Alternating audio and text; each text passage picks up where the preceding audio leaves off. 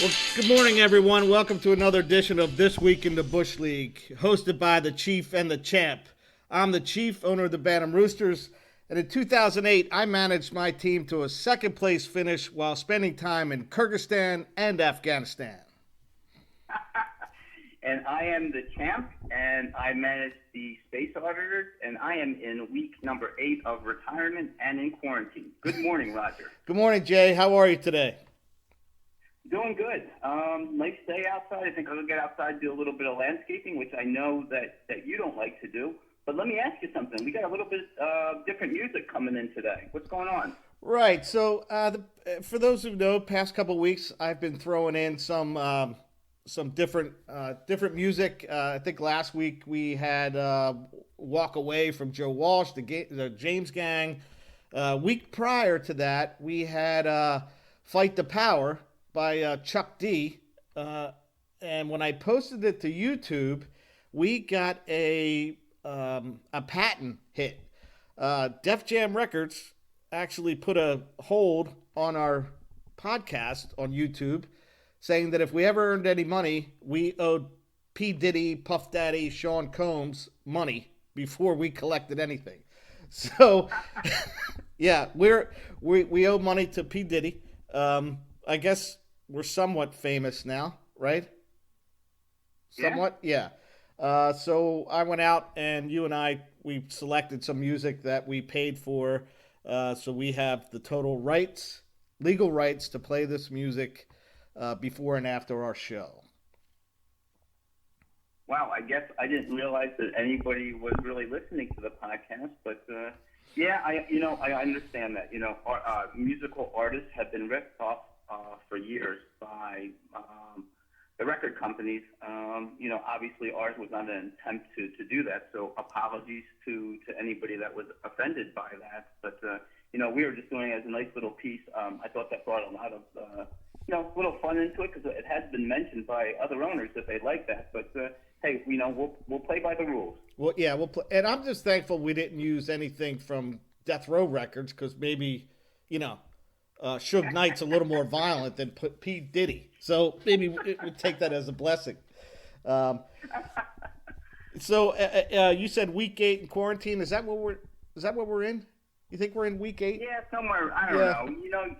They all roll into one another. But I'm going to say we're somewhere in week number 8 of retirement / quarantine, which the lines are kind of blurred for me. This is probably week number 10 of quarantine, because I'm going to say it was about mid-March when the orders were to shelter in place. So, yeah, that's where we are. At this point, in a normal world, I would have been in a ship, on a cruise ship, headed to Juneau, Alaska, for an Alaskan cruise. So I would have been leaving Seattle yesterday and heading up toward Alaska today. But, these are strange times.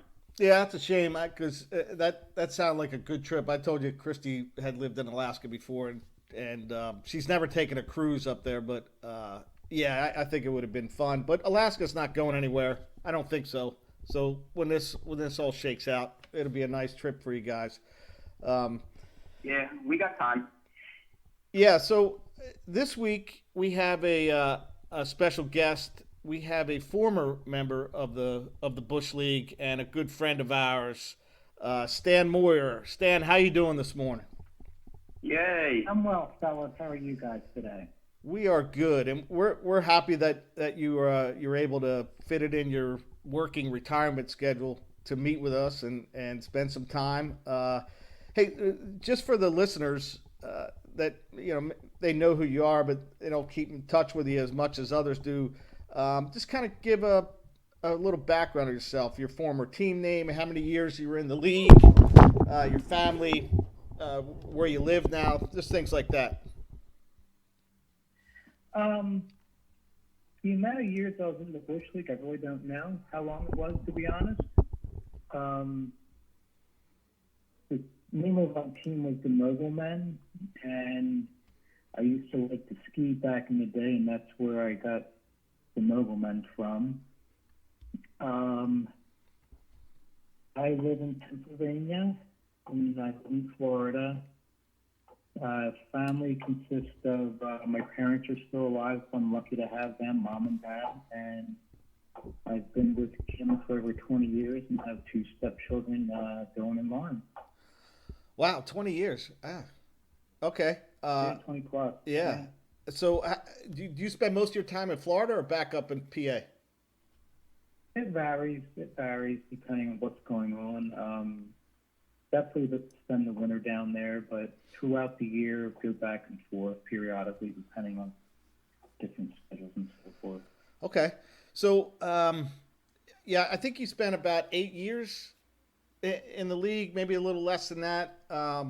It's probably been about. Is that what it was, Roger? I had no idea. Yeah, it's ballpark. It's a ballpark year. So, since you left the league, what have you been up to? Now, you do you call yourself retired? Is that what you are? Not necessarily. I retired from the business that I had. I retired from the business full time. Okay. And with that actual move in my life, I just wanted to enjoy life more. And I've come to realize really that work is my passion, and helping people is my passion. So I like to work. I need to work really for my mind and my body. Yeah. It's very beneficial to me. It really is. Everyone's different. But I've realized that about myself, and I need a purpose, and I need to keep busy doing something. So basically retired from the business that I had full time. I'm still in the actual field. So, yes. And mechanical. So what you're doing now, or have you been affected by the quarantine? Yes, I have, and I was in shelter down in Florida for some time. Yeah. And now up here in PA, I just been laying low also. Absolutely, you have to be smart about it. It's a situation that we've never been in before. Yeah. It's scary, and you just have to be wise about it. So hope the best for everyone. It affects everyone in a different way. Yeah, I agree with you. In fact, the fact that we Jamie and I started this in mid-February. We started doing recordings and interviewing people. But yeah, the fact that I do this once a week and prep for it does help because it gives me a purpose to find something to do during the day other than I think I've painted every room in the house since the quarantine. Multiple times, Roger? No, not multiple times because I don't like painting. I'm not very good at it, but yeah, I'm pretty darn close to painting every room in the house. So, reflecting on your time in the league, and you were pretty close friends with pretty much everyone. What do you miss, if anything, about being part of that? Well, first of all, I'll backtrack on that. As far as the league itself and knowing everyone, I think it's pretty cool that the core of the group, for the most part, is a group of guys. Well, we're men now, but we know each other from Little League all the way up playing high school and Legion ball together. And for a group of people like that to still get together and know one another and stay in touch, I think is awesome. As far as the league, what I miss is just the fellowship and the friendship with the guys and doing stuff like that. Like we used to do trips or get together throughout the year. And the league has been kind enough to invite me to different events since I left the Busch League. And sometimes I can make it and sometimes I can't. But when we get together, it's just like yesterday where you hop right back into things. And it's a good group of guys. And that's what I would say that I've missed the most is just the fellowship with the guys and the laughter and just good times. Yeah, I agree with you that we could go months, and in your case, sometimes more than months, close to a year or so, and not see people. But when you do, it's like you just saw them yesterday, and yeah, that's probably a big reason why we stuck around so long. So, do you ever see a day? And what I like also, I'm sorry, yeah, go ahead. What I like also is like we can have a lot of fun and bust each other's butt, but there's that sincerity, like the caring for each individual. Like it's not, we do care about each other, and I think that's a great bond also. Yeah, and I agree with you there too. do you ever see a time where have you missed it enough to where you thought, you know what, I'd like to get back in, or do you think your life is full where you just can't even squeeze something like that in just because of your geographic location at times? I would love to get back in, but I don't think I would be invited back in because everyone would be intimidated by my skills. Um, having never won the league, I mean, no, seriously, I would have not have an interest in getting back, and the reason being is I don't follow professional sports like I did years ago. Yeah. And that's one of the reasons having the business and trying to run the business and not following the sport is primarily the reason why I left. Yeah. It wasn't any that I didn't enjoy it or I didn't like the people. It's just I could not dedicate enough time to even draft a team because I wouldn't pay attention to the game itself. I was more concentrating on the business. Yeah. No, So, I get that. Yeah. to answer your question, I really wouldn't have an interest in it because I don't follow sports anymore. Okay. So, looking back, what are some of your best memories? Wow. um, I would say the best memories really would be getting together with the group of guys. The laughter that we had, the fellowship that we had, the trips that we did together, the wiffle ball that we played at Bill and Jamie's parents' house. They Yeah. were nice enough to let us use their field and destroy their yard for a day. And, but they enjoyed having us, and it was I can still I was thinking about this. I can still see Jamie's dad out there like scraping off his grill while we're playing wiffle ball, and Yeah. are just sitting there watching, and it's just good times like that I missed that, and they were part of the cool memories. I mean, we've had a lot of laughter where you would laugh so hard you would cry. Yeah. But it was all good times. It really was. Okay. So, And the trips that we did was neat. That you would go to different places, and I think you guys still do the trips, don't you? yeah. Yeah. Yeah. Every year. Yeah. Yep. Yeah. So I'm going to bring up some specific moments, and I just want you to share your thoughts on it. Okay. The trips to Pittsburgh, the first trip in 1990, and I think we went back in the 2000s too. Is that what year it was? 1990 when we first went. Yeah. Yeah, that was it. Yep. And then we went back because Bobby Kirk invited me back. Was it 2010? Yep. 20 years later. Yep. Yep. Something like that. Yeah. Yeah. When that was when that was on that one.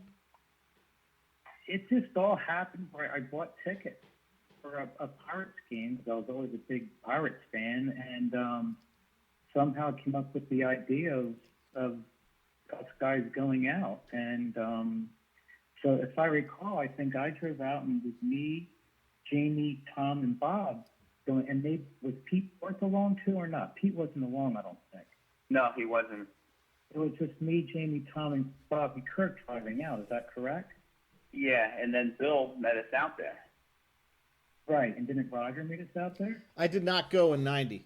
I went in 2010. You did not. Yeah. Okay, I thought you were out there in 90. I'm sorry. Okay.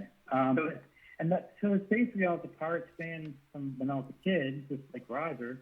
And that just attracted me to go out there and watch a game, and then it grew from there, which I think is pretty cool. Yeah. So Stan, a couple things that I remember about that trip is one, taking the riverboat across to get to the stadium, because I think we stayed at the Sheraton on the one side of the river, and us putting down probably 2 or 3 icy lakes before we even got across the Ohio River.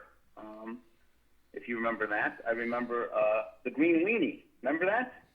Absolutely. Yeah. Yeah. And then us, I guess, going out, and I guess this was the official first time that the Busch League, as a league, got kicked out of a bar. We got kicked out because Tom got indignant with somebody that served and then said, hey, here's a cup to go. and Tom got indignant. And remember, he just took his time drinking the beer. And was that at the Blue Note? That was at the Blue Note Cafe. Yes, my friend, that was Right. perfect. Yeah, absolutely. Yeah. Coming back to me, Jamie. And yeah, we stayed at Station Square. We stayed at the Sheraton. Station Square, right? Yeah, that's and right. And then took the ferry across to the games. Yeah. And that was Three Rivers Stadium back then, where it was a stadium, I think, wasn't it? Yeah. You're right. Yeah. Yep. It wasn't. Yeah. But no. So And then I just forgot about the Green and Weenie until you mentioned it. But yeah, that little plastic thing that had the rattles in it, and it was what they had back then. That's funny. So the other event, I guess you would call it event, is and get your thoughts on is the draft in the attic. Remember when you lived in that place where we? And I think Jamie referred to it as the Amityville Heart. Do you remember that? Actually, I do, yes. And I don't recall why I offered it. Maybe we could have a draft somewhere else, but we had to wind up the old steps. It was an 1800s farmhouse that we stationed up in the attic and had the draft up there. I think there was probably one light in the ceiling, and it up there. And it was a little dicey getting up and down those steps. Yeah. But yeah, that's funny. I forgot about that, and it was maybe you guys can remember why the draft was taking place there that year compared to Tom's or Jamie's. I don't know. I think you probably offered it, and we were just like, sure, yeah. Okay. Yeah. Okay. We're pretty conforming as long as there's a table and something to sit on. Here's kind of what I remember is what Tom had told me, because I want to say that the drafts leading up to that one was at Tom's, and Raj, he had said that, I don't know if you were eating those Snyder's hard pretzels or something like that, but he said that there was such it was almost like pig pen, he had to put a tarp underneath where you were sitting, Raj. There was so much food and debris. So I think he was happy when Stan offered to have it in the attic.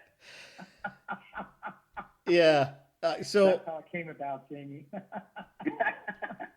Stan, we had Pete Barth scheduled last week, and he had a conflict, so he's coming back next Sunday or 2 Sundays from now, and him and I had a conversation about it. He said that he thought the imprint of the cooler that he was sitting on for 8 hours is still imprinted in him.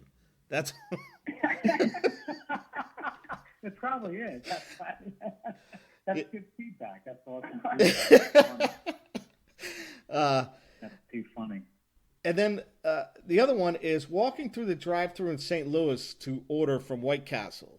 I was not there. So, I can kind of picture this happening. Let me take that one. That was one of my favorite trips too. I think this was probably 1994, and we're going to ask Schmitty about that because he was living out in St. Louis at that time, and that was a great trip. And that's when I think you and Tom made the mistake of flying out together on the first flight from Reading into St. Louis on a Thursday, and that's where you two met Officer Ron. But the rumor is that you and Bob were really hungry after the game and decided to walk to a White Castle and walk through the drive-thru. Is that true? That is correct. Yes, we were, it wasn't a very good decision. It was a little dicey, but we survived and lived to tell about it. Thank God. I want to say they actually made a movie about that, didn't they, Raj? Wasn't it Harold and Kumar go to the White Castle or something like that? It was, yeah. Loosely based on Bob and Stan. Yeah, it's loosely based off of Bob and Stan. Loosely based. Thank you, Roger. Yeah, that's what happened. Kirky and I were hungry, and we needed something on our belly. So. Well, when you're hungry, man.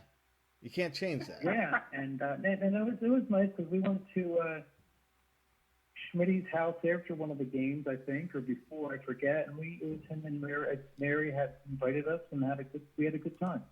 Yes. All right. So, lastly, just wanted to touch on, and I wasn't at this event, Bob Kirk's wedding. I think I was in Mississippi, and Christy just had a baby. So, your best man speech at Bob Kirk's wedding. I do not remember it. So, Stan, Jamie, maybe you can add the lid because you were probably there. Yes, I was. And here's what I remember, and this is one of the famous lines in the Busch League. If you remember, you were starting to give the best man toast, and you kept, I'm not sure if you had a couple of drinks, but you kept hitting the microphone and kept saying, "Bob, is this thing on? Bob, Bob, is this on?"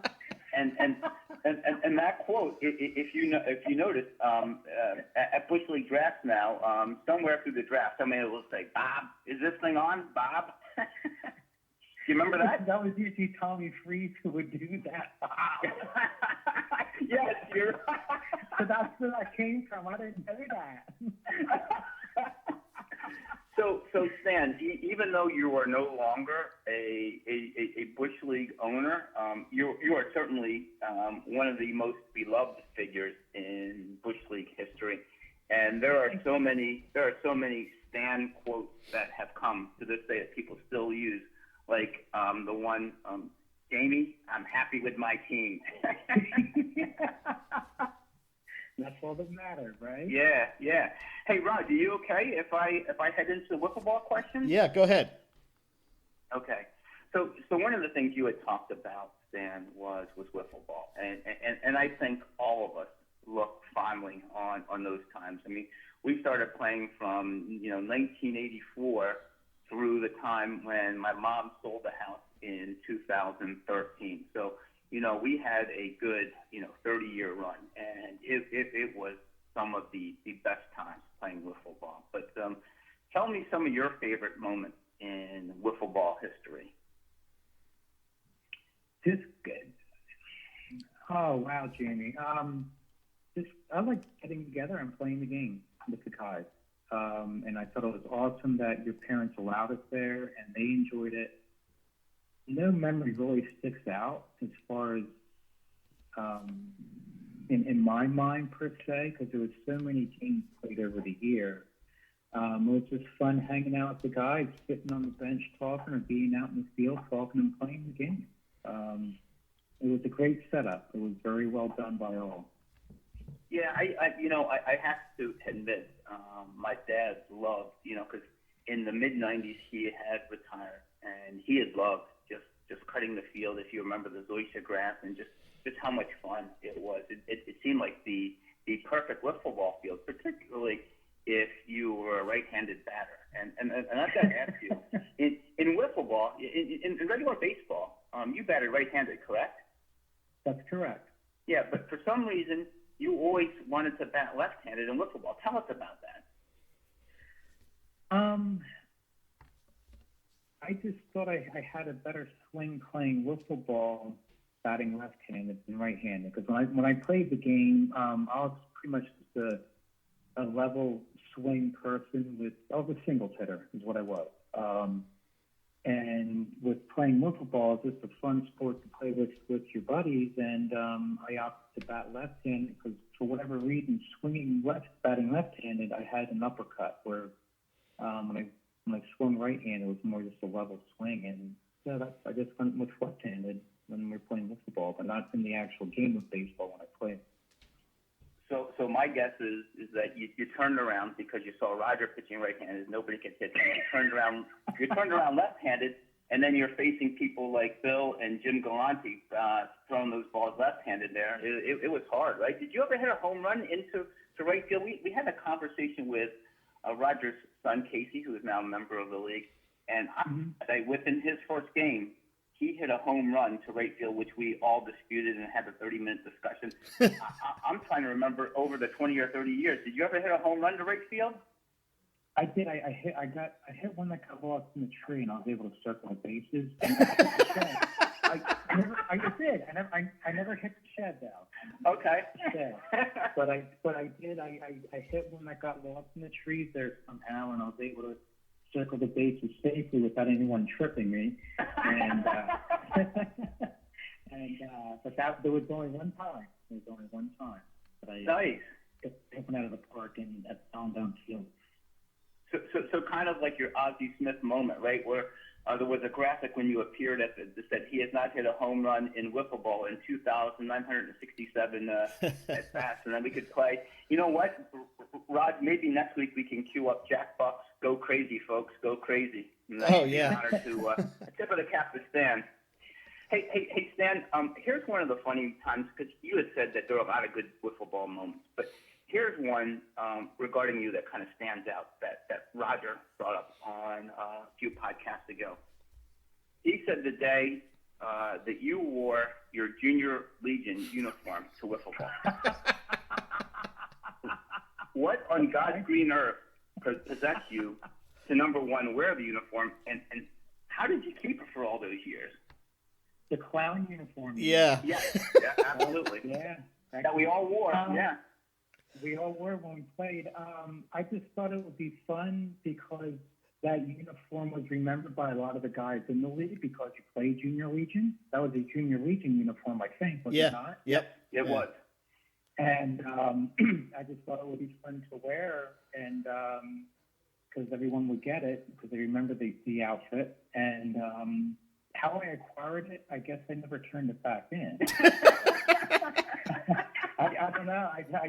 I don't know why I wouldn't turn it back in because I always try to be an honest person, but something happened there that I don't know why. Maybe that was a good deed because maybe by you not turning it in, other generations didn't have to suffer the humiliation that the rest of us had to suffer by wearing those damn things. So do you still have it? Great pants. Yeah. I have to look. I think I have it somewhere. It's either up here or down there. I'm not sure. But, yeah, it's around. And it had the blue belt. Remember the blue belt? Yeah, that's right, the blue belt. White stripes with the blue belt, right? Yeah. Yeah. So if you could ever recover that, I would love to have that for the Busch League archives. That would be a wonderful uniform to have. The other thing that I kind of remember in terms of wiffle ball, and I don't know if you remember this, Stan, was that Tom and I conspired. You had given us Stan L. Moyer plumbing T-shirts. Do you remember with the blue shirt with the pockets? Yep, I know. Yeah. Yeah. You remember us, Tom and I, wearing those as uniforms to a Busch League outing?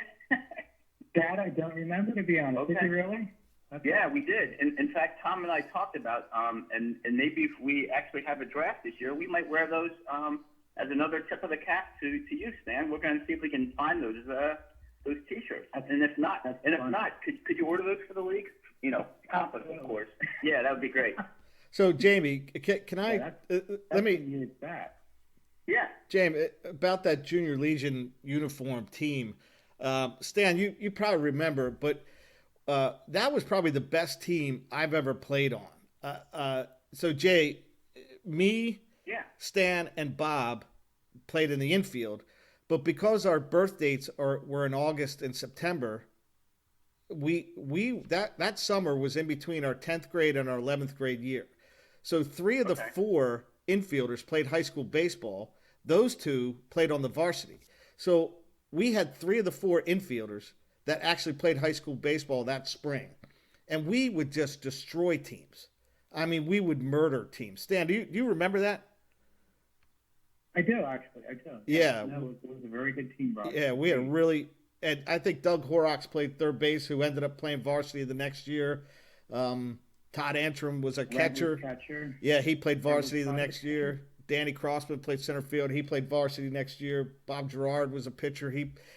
We had guys, because of the way birth dates were placed, that we were eligible to play Junior Legion. Yeah, that's definitely the best team I ever played for. We would just beat the tar out of teams. I mean, we lost a couple games only because we lost a couple games, but yeah, we kind of ran through that league pretty easily. Do you remember that? Mm-hmm. Yeah. I do. It was awesome times. It really was. And that's just the whole unity, the whole core that we played growing up. And I love playing infield with you, Roger, and Kirky. Kirky was my saving grace for my bad first base. No, he was. He was a great first baseman. and Roger playing. I played shortstop. Roger, you played second base, and your glove was just amazing in your bat. And I love to watch your turn too, man. You could turn it. It was fun turning a double play with you, either finishing the play or starting the play. It was definitely good times, and you were an awesome player. Yeah, I appreciate it. We had a really good club. Does anybody know? This would be priceless if we could kind of find this. But does anybody know if there's any kind of film on that? I would love to see something like that. I know we have somewhere in the archive. My dad used to video for some reason some of the wiffle ball stuff, and I'm going to see if I can find that or resurrect that. But do you guys have any old videos or old pictures of those old junior Legion high school days? I think I have pictures kicking around here that him and I were in the paper together, but I don't know if video wasn't I don't think that was a thing back then in high school. It really wasn't. Yeah. But yeah, him and I played that part probably for the better part of 5 or 6 years every summer. So yeah, we had a lot of practice, just practice time and game time, that we've logged in over the years. I know I have some pictures, and like Roger said, some clippings from the newspaper, and I know exactly where they are. And but the uniform, I don't know where the uniform is, and they may have gotten rid of that. I'm not sure. I'll have to look around. Hey, Stan, you're actually pretty good at that, because I remember that on a lot of the Busch League trips, and you were there in '90 on the first trip, like we talked about to Pittsburgh. One of the best trips that Tom had mentioned. We went up to Boston, and if I could actually tell a story from the one of the trips that we went to Boston, I'll tell one of the nicer ones, and you can tell the mean things you guys did to me in 1991. But people here. Yeah, we went to. You drove to Pittsburgh that year. The next year, in 1991, I drove to Boston, and I remember we went to this one bar. We were having a good time, and it was you, me, Tom, and Bill, and we went to this bar, and the bartender goes, "Hey guys, you're gonna like this." And he gives us this beer that is it's supposed to be extravagant, and we all take a sip of the beer, and I remember you saying this, and you're like, "Hey, this tastes like Yingling," and the guy goes, "Yeah," he was all excited, and you said, "I can get this back home." I remember that. Yeah, do you remember that, huh? And do you want to tell the listeners the cruel prank you played on me when we were heading up to Boston? You're going to have to refresh my memory on that one, Jamie. Well, let me. If you remember, we got really good seats. I had got seats through a scalper, and we were right near the Green Monster. But do you remember we had stopped along the way, and you had asked me about, do I have the tickets?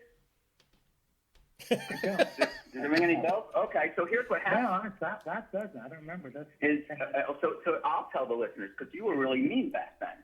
You had taken the tickets. I had put them in my bag. You had taken the tickets, and I said, "Hey, I'm going to go check my bag," because we stopped halfway to Boston, and you're like, "Hey, you sure you have tickets?" And I'm like, "Yeah, I have them. They're here in the bag." Well, what I didn't know was that you had taken the tickets out of my bag and had them in your pocket. And I'm looking, and I'm panicky, and I'm like, "Oh my gosh, I swore they were in here. I don't know where they are." And you're like, "Well, maybe you should call Terry to see if she still has the tickets." And Bill and Tom are clued into this the whole time. And I think it wasn't until like 5 minutes later that you said, "No, Jamie, I have these tickets." And I'm in a panic, almost in tears. And you think this is the funniest thing. Is that a true story, Stan? Now that came back to me, yes. And actually, Tom set me up for that. See, what happened is I get the blame for everything, like being the instigator, but that was Tom's idea. Actually, I'm the one that should forget about it, because I still have PTSD to this day. Please from that. Yeah. No, I'm teasing. I probably did it, but I'm blaming on Tom. But it was just all in fun, Jamie. I mean, the truth came out. It was okay. Just for the right, I didn't hold on. I didn't keep it for me too long. Come on. So I apologize for that. You know, I had to get that out. My therapist said that, you know, I need to I need to confront my, you know, the person that has brought this shame upon me. So I apologize to all the listeners and to everybody else, because we're so far off script. So let me get back into this here. One of the things that we do on this show is we have a misnomer that's called lightning round, where it's not really lightning round questions. You can take as long or as short as time, but we have just a whole bunch of different questions here to ask you, various topics. So if you're ready, I'm going to start with the first question. Sure, Jimmy, go ahead. All right. What was your greatest personal sports moment growing up? Oh, well, wow. I would say my greatest personal sports moment growing up would be winning the MVP in the Tuck Horner tournament. And that was actually in the junior league days. Yeah. And it was important to me because the tournament was held over near Pine Forge, PA. Yeah.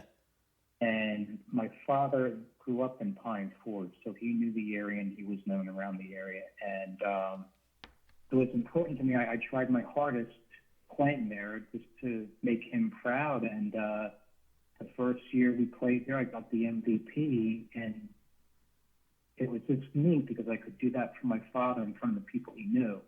And I gave him the trophy, and he still has it to this day. Oh, excellent. And, no, he does. I gave it to him, and that would be the proudest moment, the best moment. And I remember the second year we had the tournament, I was trying to do my best again, and then I had to leave the game because I got spiked. Yeah. The guy was still in second base, and I came over to get it, and he gouged me with his metal spikes like we would back in the day, and it was just accidental. So I had to be removed from the game and go to the hospital. But that would have been the best moment as far as me growing up. Question: did Rod hang you out there on a double play turn that he just threw the ball out there to get you spiked, or? Yeah, no, it was the guy stealing the base, and I went to cover the bag. Okay.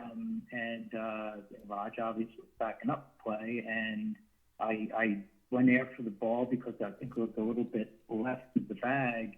And as I went down to get it, the guy came sliding in, and he got me clean right on the left hand, on the glove hand. Or not the glove hand, the glove arm.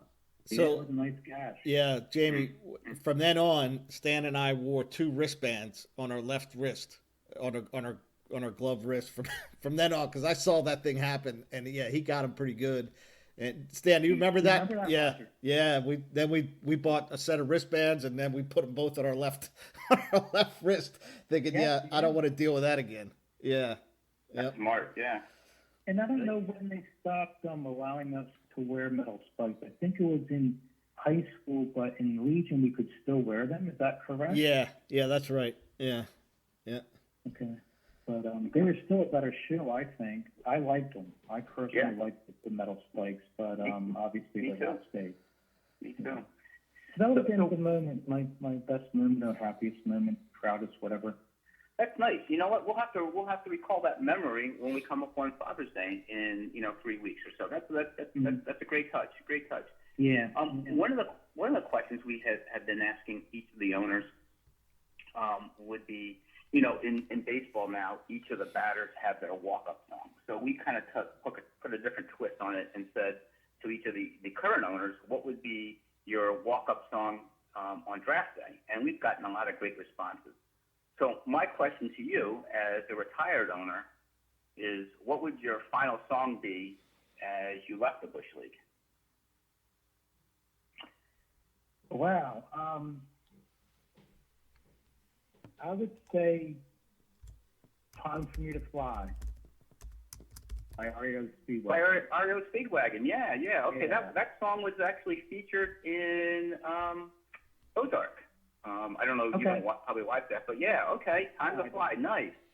Yeah. Very nice. Honestly, the reason I left the league was really because I said it before in this conversation where just I had my business occupied a lot of my time, and that's fine. But I didn't have time to to be involved with the league like I wanted to, and as far as even following a team, and that's why I pulled out. It wasn't like I didn't enjoy it, and I felt very fortunate when these guys invited to the events after I left, because that was neat to me and very important, and made me happy. Nice. So that would be the most suitable one, I think. Time for me to fly, because I just need to take care of other things or at that time when I decided. How about this one by BTO, Taking Care of Business? That's a good one too. It is. What was your? We talked about a couple of the trips already, but what was your favorite Busch League trip? It would have been Pittsburgh. Pittsburgh? Okay. Trip number one. Trip number one. It was just a good time. I love the city. Spent a lot of time out there in Pittsburgh. When Vaj used to go to school out there, and another friend of ours. And it was just neat that it all worked out. And then after that, we would go to different places. And but I would say that the first trip was my favorite.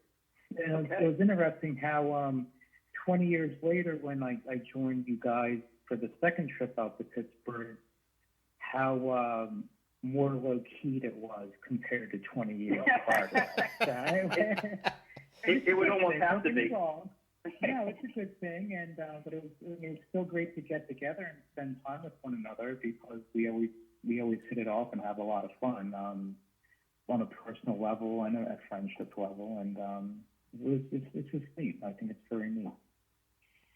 Hey, Raj, one of the things we'll have to note is that Stan was the OG of Busch League trips. Yep. So we'll have to note that. Yep. Yeah. When you were playing in the Busch League, Stan, who was, in your opinion, the smartest owner at the draft table? That would have been Jamie Song down the Space Otters. Oh, perfect. I will send you that money then. Hey, we're square now. We're square for the Boston prank. By you saying that, all is forgiven, Stan. Thank you. And Stan, what really impressed me at the draft with Jamie was just your beady eyes. You got those beady eyes going back and forth trying to read people, and you would often win. So I cannot say you. hey, Stan, if you thought the old days were good, you ain't seen nothing yet until the modern days. That's when I kind of hit my stride. Anyway, you were. Last question here. This is kind of long-winded. Is that you were, quote, the first Busch Leaguer to retire, right? And I put that in air quotes. Subsequent to that, we've had Rick Lake, quote, retire. We had Roger, quote, retire. And then myself.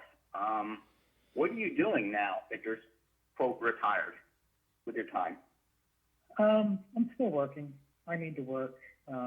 Like I said before, I need a purpose. But what is nice about it is you have the choice of what you want to do and when you want to do it. And that gives me opportunity to explore nature a lot and just go get lost in the woods or on hiking trails with Kim or by myself. So bottom line is I'm able to enjoy life more at my leisure instead of when you're in business, you have to satisfy everyone and make it happen and basically dictate your life. And that gives, making that choice years ago gives me the freedom to do what I want when I want, which is a real treat. So that's, I work, spend time with people I enjoy spending time with, my family. I'm still lucky to have my parents alive, and spend time with Kim, and that's, keep it simple. I live a simple life. Excellent. Hey, Stan, listen, you can hang on the line here because we're going to go through some other baseball topics as part of our podcast. But really want to thank you for coming on. As you know, you've always been one of the Busch League favorites, and you're always welcome in the league. And we'll do our best to make sure that we invite you to any Busch League events. So thanks for coming on today, Stan. Appreciate it. No, my pleasure, and I appreciate the invite. And I have one question for you, Jamie. Uh-oh. This wasn't on the list. No, it is now. I need to know if your daughter, Leah, still has the Mogel antenna. Do you remember? I remember as a kid. Okay, so here's the story: How is old that was she then? 4 or 5? I don't know. She was a couple years old, and we were still over at our house in Reutersford. Yes, sir. And I think we were having a draft over there. And as part of the mind control plot that you were a little bit diabolical at that time, Stan. You had brought her a nice felt pennant that had Mogel men on it, and I think she was waving it around at that time. So I got to see if we can find that. But that's a great throwback. That would be perfect for the archive, Stan. Thanks for remembering that. I think you and Terry probably threw it out the day after the draft. I'm guessing what happened. I don't even know if I threw it out. I probably would have burned it. But no, that just came to my mind. And that's just the fun we had. That was the fun we had. It was a lot of fun. But no, I'll let you carry on, and I appreciate the invite, gentlemen, and Roger and Jamie. Be safe out there. Yeah, man. Hey, thank you, Stan. Just real quick, Stan.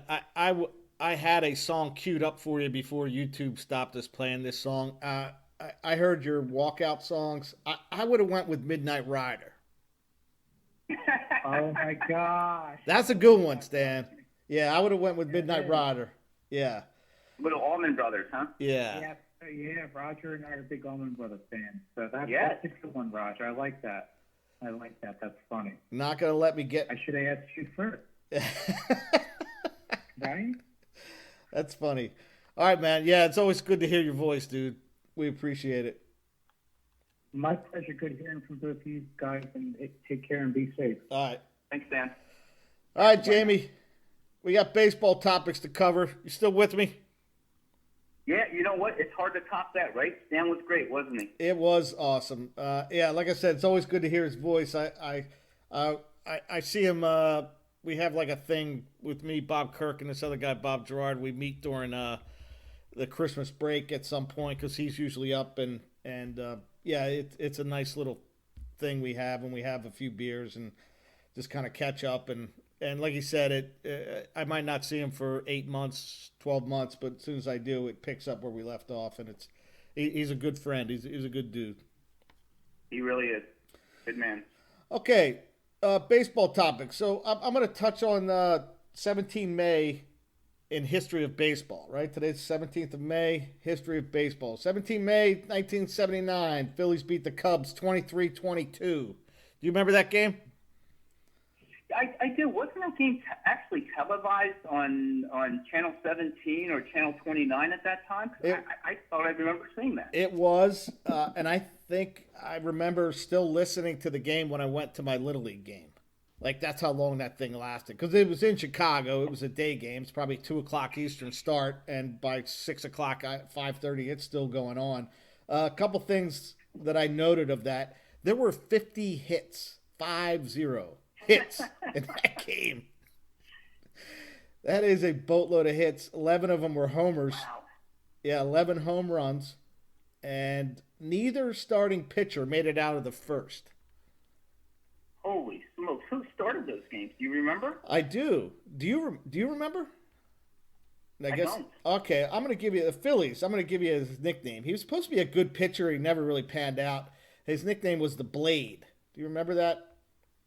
Oh, was it Randy Lurch? Randy Lurch. He pitched. Let me give you his line. He got 1/3 of an inning, 5 hits, 5 earned runs, 1 homer, and he faced 6 batters. That was it. Okay. Wow. That's a rough start. That's Dennis Lamp, started for the Cubs. Dennis Lamp. Okay. Pitched 1/3 of an inning, 6 hits, 6 earned runs, 2 homers, and faced 7 batters. So Wow. yeah, Holy he got smokes. one guy out and everybody else scored. Yeah. Raleigh Eastwood got the win, and Bruce Sutter got the loss, actually. Bruce Sutter. Okay. Yeah. He pitched 2 innings, gave up a run. Raleigh Eastwood shut the door, so to speak. I think he's the only pitcher. Eastwood is the only pitcher in that game for the Phillies that didn't give up a run. Yeah. Wow. Yeah, so that's pretty interesting. May 17th, 1992, the Toronto Blue Jays reached the 1 million mark in attendance in 21 home dates. Yeah, that's, when I first did the math, I'm like, 1,021,000, that's not that. Wait a second, that's pacing toward 4 million, is that right? They had over 4 million fans that year in 1992. Yeah. Okay, is that 4 million in Canadian or U.S.? Sorry, that was just a bad currency joke.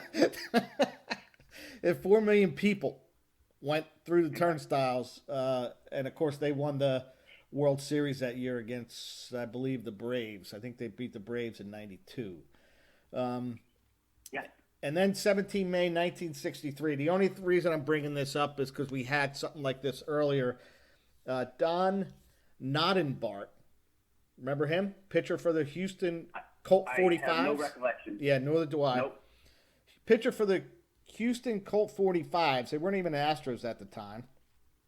During their second year of existence, and this guy no-hits the Phillies. So, if you remember, an Expo no-hit the Phillies in their first month of the season. So maybe we have a trend here that the Phillies... It sounds like a recurring theme here. Yeah. And you and I had talked earlier, I don't even think they were that bad in 63, because in 64 they were in the pennant race. So I actually think they had a pretty good team. Baseball is starting to rear its head into this quarantine. I just had a couple things here. Yesterday, Mario Cuomo, the governor of New York, says if you have an economic activity that can take place and generates economic interest and entertainment interest, when you look at baseball, you look at there's a lot of reward with minimal risk. And he's giving the go-ahead for baseball if they can work something out that they can play in Yankee Stadium and Shea Stadium. What are your thoughts on that? I'm guessing this is under the guidelines of no fans in the stands. Is that correct? Yeah, it is. Yeah. Yep. Yeah. And I think, I don't know if you heard Rob Manfred, Commissioner of Baseball, he was talking on CNN earlier this week. They actually have a 70 or 80-page playbook regarding all the policies and procedures that they plan to put into place to test players, to test employees, to test workers, that type of thing. But I guess that they can hold to this. It sounds like they've done everything they could in terms of thinking this through. Now, when a few people start to test positive, how does that affect the season? And I think you and I talked pre-production about, future episodes. We're going to talk as the season gets closer. How does this affect not only Major League Baseball, but how does this affect the Busch League and how the Busch League drafts for something like this? But I think, Cuomo, as one of the first governors to really act on this, if he's thinking that it's okay, because I think he's a data guy, I mean, at some point we do have to get the economy going. So I guess I'm behind this. Yeah, and it's interesting that he seems to be, I don't want to say the leader, but the de facto voice of this as far as the governors go, which they play a big part in what goes on in their states. To have the governor of New York come out publicly and talk about baseball playing in Yankee Stadium and Shea Stadium, I think that's a good sign that he's given the go-ahead for baseball to, start thinking about, hey, at least New York's open to the idea, and maybe that possibility is a little greater now than it was 3 weeks ago. And I saw about regular testing for players and other uniformed personnel, but this is something that I think is funny. Well, I don't know if it's funny, but they had mentioned no lineup cards would be exchanged, that they'd be using an app. So apparently there's an app for exchanging lineup cards, and then hopefully that app wasn't developed by the Astros. Yeah, hopefully not, or the Red Sox. And then I don't know how do you enforce this, but it said no spitting would be allowed. Like, that is a nervous tick. Like, how do you How do you deal with that? When someone spits, do they shut the game down? Actually, I do know part of this. You're right. Some of it is just a natural reaction. I guess no spitting, no snot rockets, that type of thing. Yeah. But they're going to restrict. There's going to be no chewing tobacco, no bubble gum, no sunflower seeds. Yeah. So yeah. They'll try and keep that to a minimum. It seems almost impossible that baseball players won't do that because that's part of their nature, right? Yeah, but, it's like tapping your cleat, right? I mean, yeah.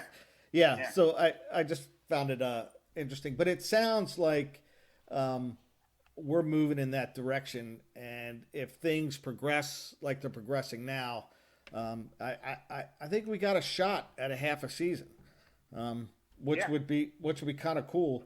And then Bryce Harper put it on his Instagram. He has a whole process of how to play 135 games starting in July, going into November, and then you would play. Looks like you would play the round robin College World Series type style at a neutral site. Obviously, warm weather. They wouldn't be playing in the Northeast. Yeah. A place like Vegas, California, Arizona, where you could actually play into November. I read through it. It's very complicated. Usually answers aren't that complicated. But, I mean, it's a cool idea. I mean, at least there's players out there thinking through how we can get through a season because they want to play. No, and you know what? It's good for the players to do that. And it's good now that they have a medium such as Instagram and Twitter and that type of thing. And maybe in the future episodes we can kind of talk about just the relationship between the players and the owners and, what their plans are. Obviously players want to get back because they want to get paid. Owners want to get some revenue in their pockets. But, the owners seem to be, reneging on early agreements that they had made with the players. And, it just sets a bad stage for, the CBA, which is going to expire after, was it next season, Raj? So we'll talk about that in future episodes. Yeah, it expires after the 2021 season, I believe. So, we got whatever we can salvage out of this season, plus hopefully next season is normal, by definition, normal. Yeah. Then we'll see where we're at. But yeah, at least it's getting back in the news, and you're right. Once they figure out, hey, this is what we're planning, then we're going to have to talk about, do we have to adjust with how their schedule is and who's playing who, and so it'll make for good discussion. Just the fact that we would have the discussion about what to do with the draft, which is kind of cool. Okay. Absolutely. So just as a reminder, this week we're going to put out a text. We're going to have some topical discussions, and we want member input. Jay, you're going to send out a few of those this week just to kind of get a response, right? Yeah. And then tentatively, we have Mike Alexander for next Sunday, former owner of the Tyconians and the Warthogs. He had two names as well. Who's a friend of the league for a long, long time, even before he was in the league. So yeah, we're hopefully we can squeeze that in, and it'll be fun chatting with him. You got anything to wrap up with? Say again? Do you have anything that you want to wrap up with? No, it's just we're heading into we're going to get some previous owners on the schedule. I think we have them scheduled through the end of May, and then hopefully looking forward into June to have a concrete baseball plan, and we can start talking about how that will affect the Busch League and start talking about preparation for the Busch League draft. So hopefully things are trending in the right direction, my friend. Yes. All right, so we're going to go out with the music that is part of our show now, legally, morally, all that. So we won't get hit with a trademark patent infringement. All right, Jamie, have a good week, and I will see you next week. All right, Rod. Stay safe, everybody.